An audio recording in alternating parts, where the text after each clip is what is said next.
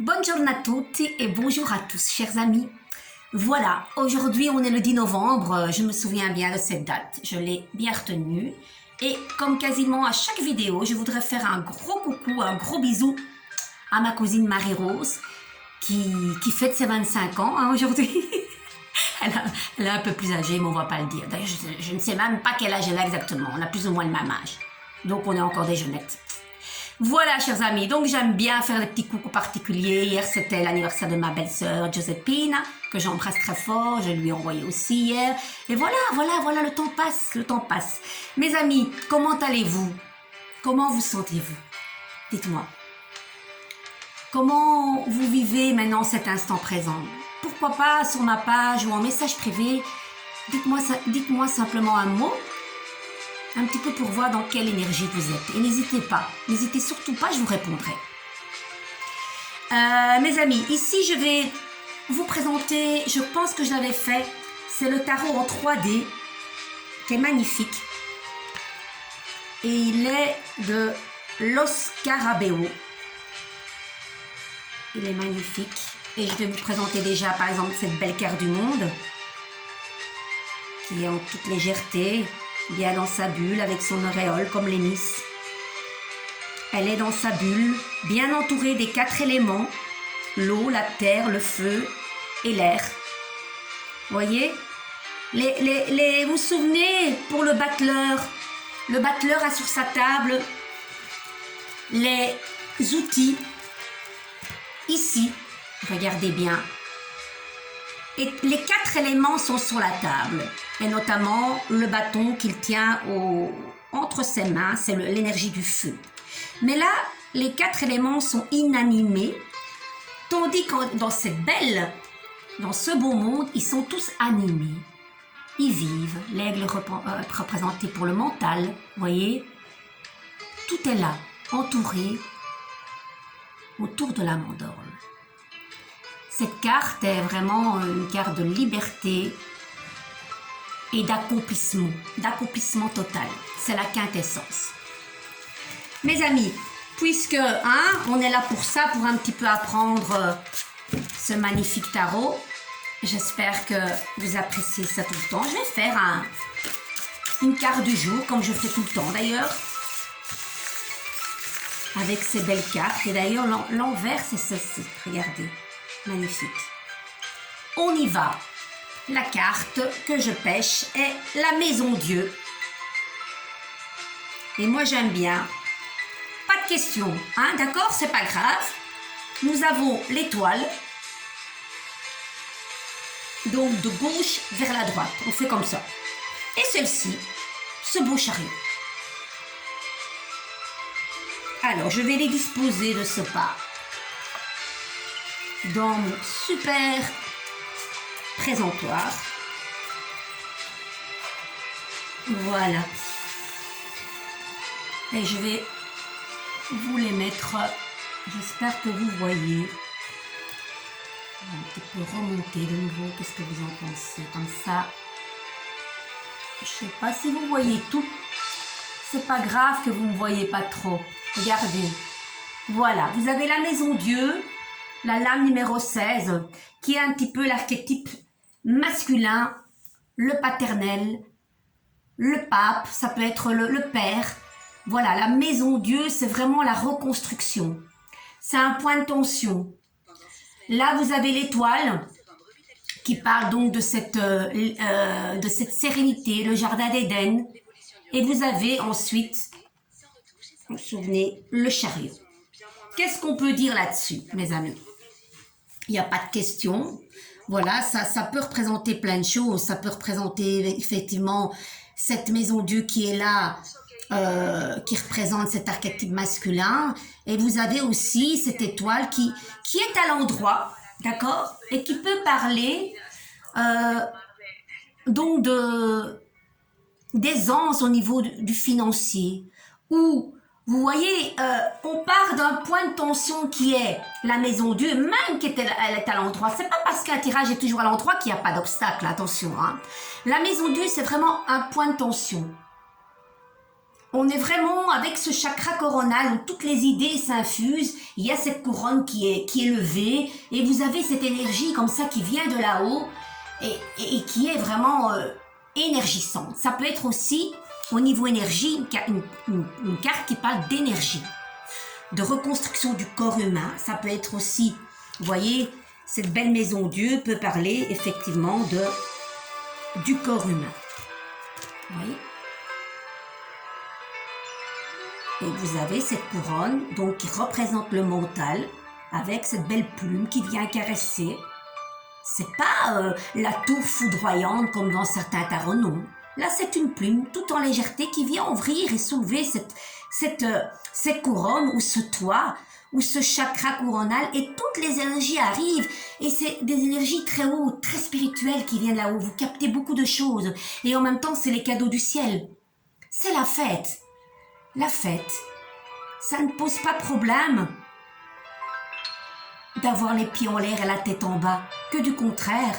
C'est une carte vraiment, je dis, de point de tension. Après, quand on passe de cette carte de point de tension où on est, parce que n'oubliez pas que la tour, cette carte de la maison Dieu représente la tour de Babel. Vous connaissez l'histoire.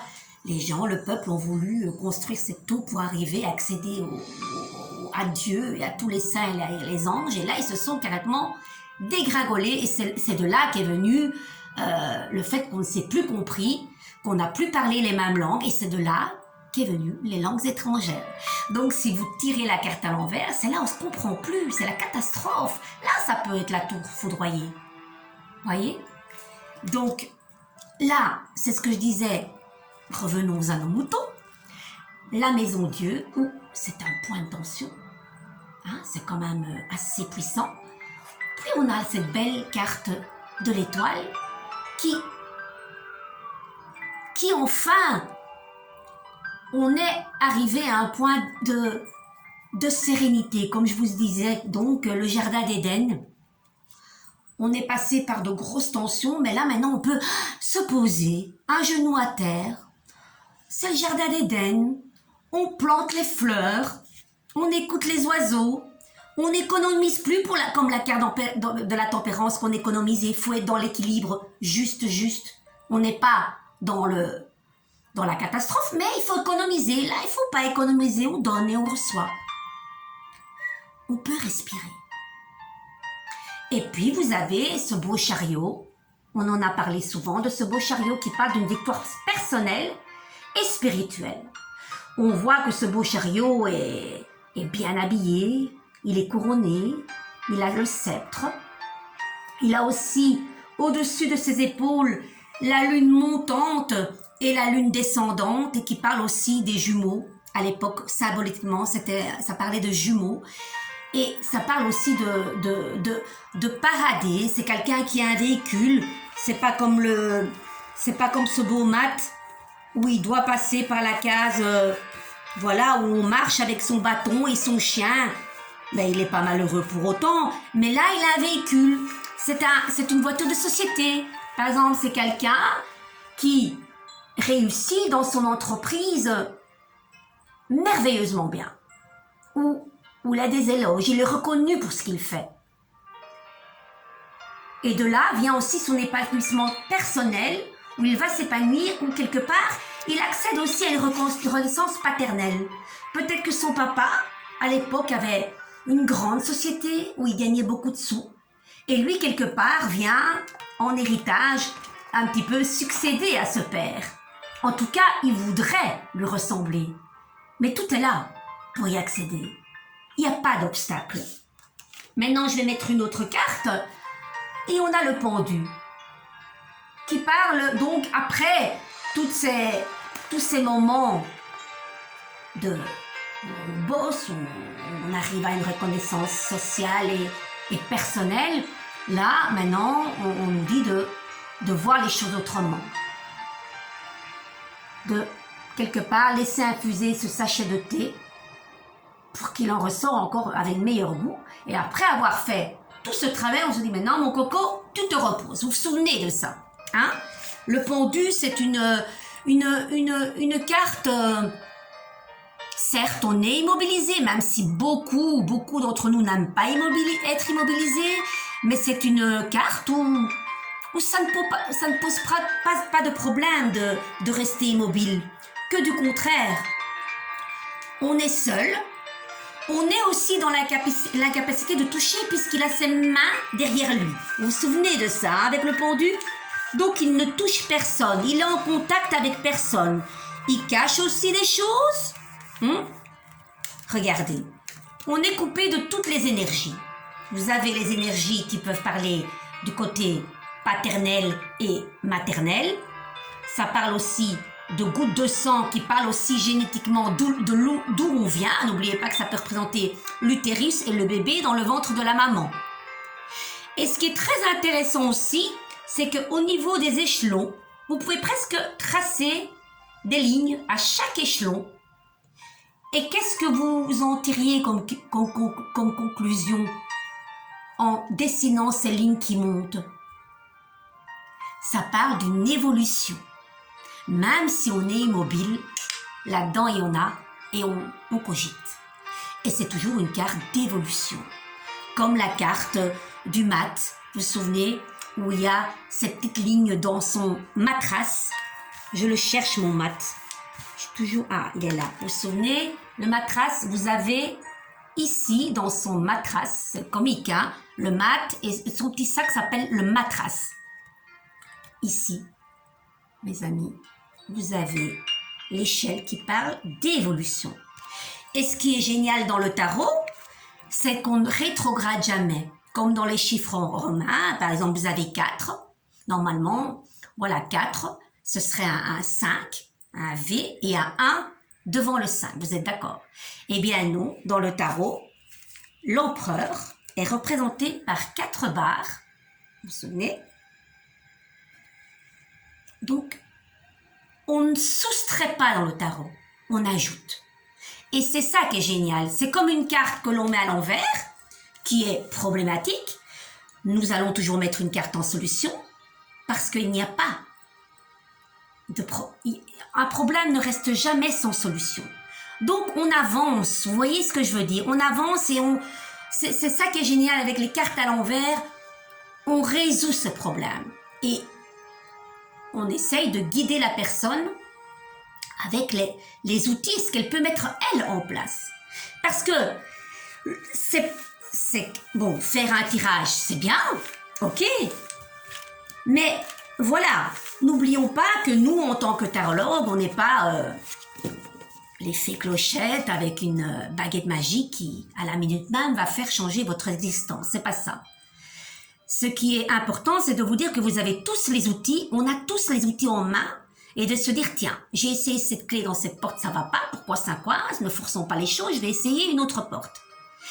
Vous voyez, c'est un enclenchement. C'est toujours des étapes de vous dire, vous avez les outils, à vous maintenant de mettre cela en place. On va vous guider, comme l'amoureux, il a un pied à droite, un pied à gauche. Si vous preniez la direction de droite où vous écoutez votre cœur, il va se passer ça. Si vous choisissez l'option de gauche, il va se passer ça. C'est vous qui êtes maître de votre destin. Et ça, je pense, j'ai beaucoup de chance, les gens qui viennent à moi comprennent cela. Déjà, c'est vrai que c'est très rare qu'on me dise le mot voyante, mais je n'aime pas. J'aime pas, c'est tout. J'aime pas ce mot-là. Voilà, j'aime pas ce mot. Et tarologue, ben voilà, on est dans le dialogue avec le tarot. Par le biais de ce tarot, on va dialoguer ensemble. Et c'est ça qui est exceptionnel. Donc voilà, par rapport à ce beau tirage, ça peut représenter plein de choses, hein. Plein de choses. Après cette belle aventure où on a déployé toutes ses forces, on nous demande à la fin de lâcher prise, de ne rien faire, de se ressourcer dans son environnement, à huis clos, seul, coupé du monde, dans le silence total. Et c'est tellement gai de dialoguer avec notre silence, au plus profond de nous-mêmes. C'est du travail, c'est du travail. Vous savez, c'est comme arriver à à ce bel ermite que j'aime beaucoup. Bon, pour arriver du mat jusqu'à l'ermite, vous vous souvenez, les amis, le mat, c'est celui-là qui cherche. Il est où? Hop, on va faire comme ça. Le mat, c'est celui-là qui cherche, l'initié. Et ce bel ermite, c'est celui-là qui trouve. Et ils ont tous les deux le même bâton, mais l'ermite a un bâton plus spécial, en forme plus allongée vers le dessus, comme un petit serpent, qui me fait penser un petit peu à Moïse, hein, qui ouvre ce beau champ d'eau et comme un serpent, vous vous souvenez de ça? Mais pour arriver du mat jusqu'au 9, vous savez, pour arriver à l'ermite, on est conscient de quelque chose. L'ermite, c'est le phare dans la nuit. Et quand cet ermite, vous le voyez, on se dit, on est illuminé par notre propre lumière. Et qui dit conscience peut dire crise. Qui dit crise dit prise de conscience. Et ça peut crypter tout ça. Il y a plein de choses qui arrivent à se dire, tiens, la Carmen d'avant n'est plus celle de maintenant, et tout ça fait une interférence et ça peut faire... C'est ça la crise. Une crise, ça peut être, vous savez, comme il y a plein de crises. Malheureusement, pour le moment, c'est une grosse crise économique, mais il y a la crise personnelle. Par exemple, devenir mère peut être une crise existentielle où on se dit, mon Dieu, comment vais-je faire pour élever cette petite? Je suis pas la bonne mère, je suis pas la... Vous voyez, il y a plein de questionnements de passer de l'adolescente à la femme et être mère. Il y a des femmes qui vivent ça comme l'eau qui coule, comme l'eau qui coule de cette balle-carte du soleil. Et puis, il y a l'autre émotion où c'est beaucoup plus difficile parce qu'on est dans les émotions de cette carte de la lune et on se dit, tiens, qu'est-ce que je vais faire de ça, de cette crise où je pense que je vais faire un burn-out, où je vais pas savoir m'occuper de ma petite. Ça peut être une crise parce qu'on a une prise de conscience. Mais après, ça passe. Donc, pour accéder à ce bel ermite, il y a tout ce travail du mat vers la papesse, l'impératrice, l'empereur, le pape, l'amoureux, ce beau chariot, cette belle justice qui est la déesse Mat, Mat, donc l'épouse de ce bel ermite Thoth, le dieu Chronos. Et c'est aussi ce bâton, vous savez, dans les hiéroglyphes égyptiens, le bâton qui tenait comme ça avec les représentations qui sont comme ça, toujours horizontales. Et il y a ce bâton héroïque, c'est le bâton des héros. Et curieusement, Thoth, c'est celui qui le remet au pèlerin. Tiens, le pèlerin, il est là. C'est fou, hein? Comme quoi, c'est incroyable.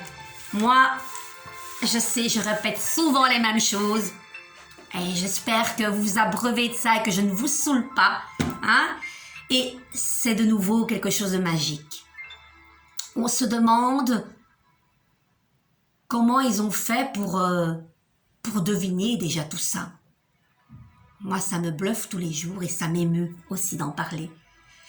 Mes amis, je vais vous tirer 3 belles cartes des messages de lumière. Ça fait un petit moment que je ne le fais plus.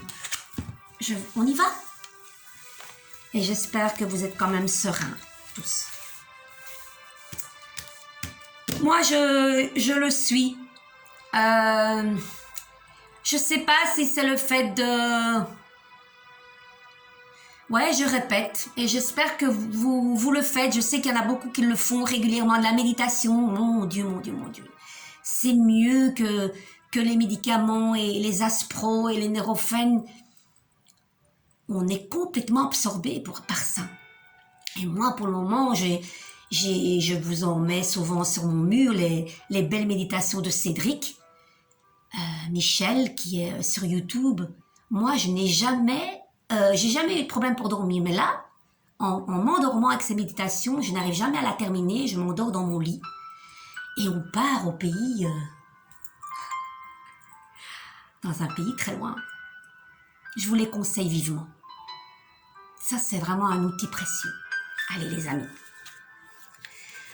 Je vais vous les mettre là devant vous. Je suis créateur.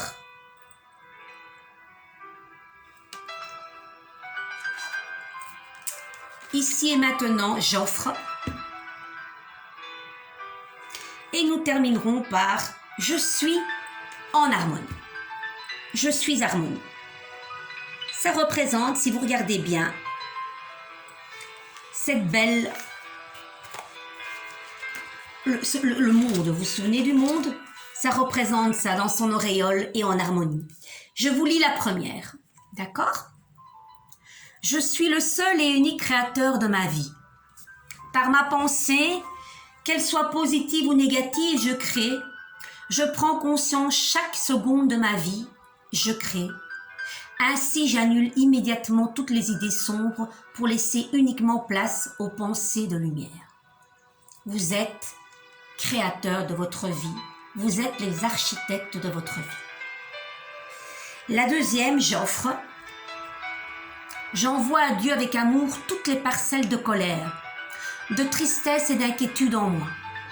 Je lui offre mon passé, mes peurs du futur, et je cesse de douter de lui surtout. Ainsi, je me libère totalement, car je sais que Dieu saura tout mettre en place pour moi dans la perfection. Je suis maintenant libre et prête à vivre ma vie.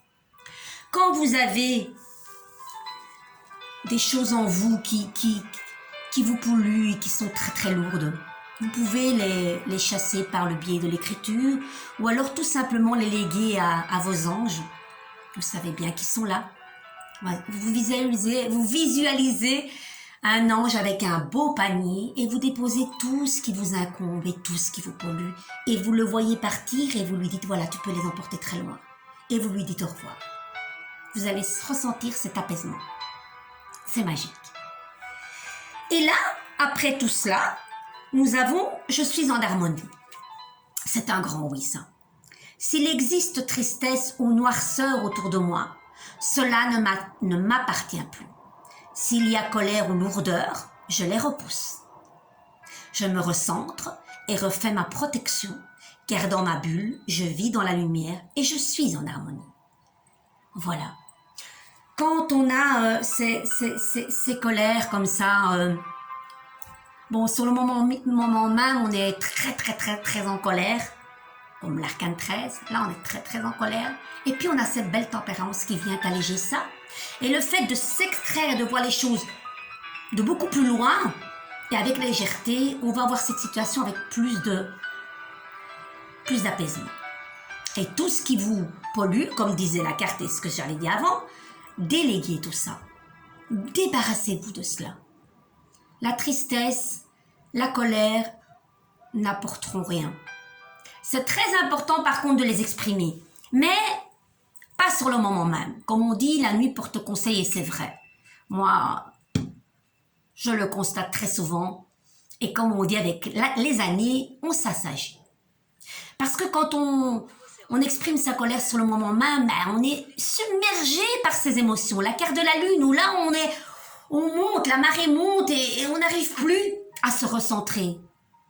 Tandis que le fait de prendre les choses différemment et voir les choses sous un autre angle comme ce beau pendu, eh bien, on va voir les choses autrement et on va s'apaiser. Sur ces belles paroles, mes amis, je vais vous laisser parce que là, je vais avoir une consultation avec une brave personne et je vous souhaite tout le meilleur. N'hésitez pas à mettre vos commentaires sur ma page YouTube, vous abonner, ce serait pas mal. Un petit commentaire où vous voulez, sur ma page professionnelle Vasari Angel, en privé, un petit mot, un petit ressenti de votre ressentiment à vous, hein, pas spécialement par rapport à moi, mais comment vous vous sentez pour le moment. Voilà. Et me faire un petit coucou, pourquoi pas, je serai vraiment à votre écoute et très contente de le faire tout simplement, comme d'habitude. Je vous embrasse tous très fort A presto et prenons soin de nous. Ciao belle.